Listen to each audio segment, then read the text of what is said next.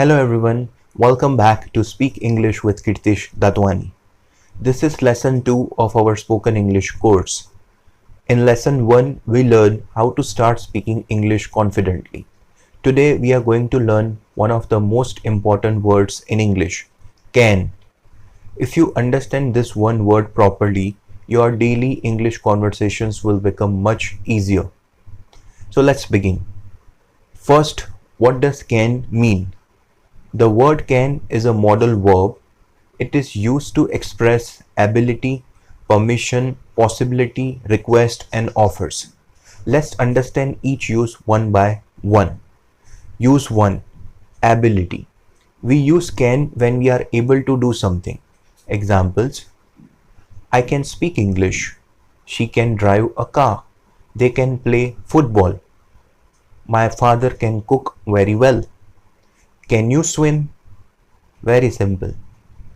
Can tells us what someone is able to do. Use 2. Permission. We use can to ask for permission. Examples: can I come in? Can I use your phone? Can I sit here? Can I ask you a question? Possible answers are: yes, you can. No, you can't. Use 3. Request. We use can when asking someone to do something. Examples: can you help me? Can you open the window? Can you repeat that? Can you explain this again?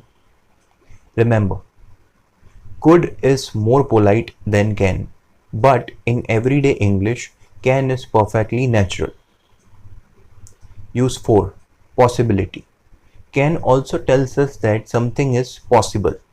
Examples: it can be very hot in summer. Learning English can change your life. This road can become crowded during weekends. Anyone can improve their English with daily practice. Use 5. Offers. We use can when offering help. Examples: I can help you. I can carry your bag. We can study together. I can explain this topic. Now let's revise the 5 uses of can. Can for ability, can for permission, can for request, can for possibility, can for offers.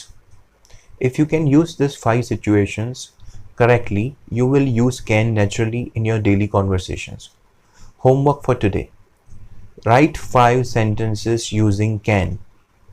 1 sentence for ability, 1 for permission, 1 for request, 1 for possibility, and 1 for offering help. Write your answers in the comments. I'll read them. Thank you so much for watching.